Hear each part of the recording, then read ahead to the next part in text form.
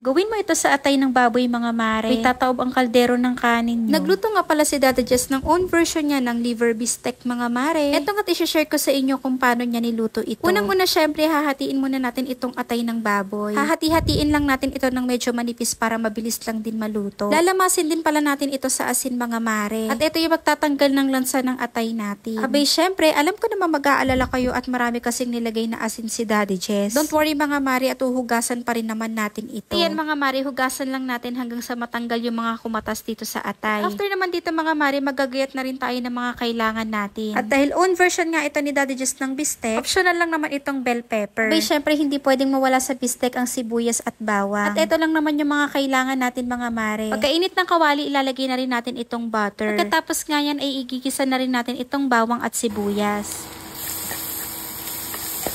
At nang masutay na nga natin ito ng bahagya mga mare, ilalagay na rin natin itong atay. At syempre sa bistec mga mare, hindi pwedeng mawala ang kalamansi. Bali 5 pirasong kalamansi nga lang ang ginamit dito ni Daddy Jess. Ilalagay na rin natin yung mga pampalasang sangkap na paminta, toyo, oyster sauce, at maglalagay lang tayo ng kaunting Knorr liquid seasoning. Sa pagluluto nga pala nito mga mare, iwasan natin itong ma-overcook. Pag nasobrahan kasi ito sa apoy mga mare, titigas itong atay natin.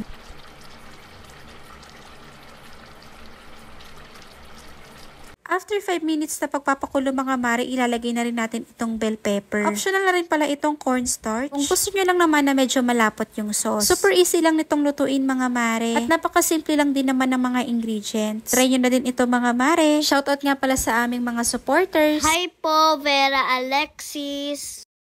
Hi po, Kate Altea. Hello po, Amber Jasmine.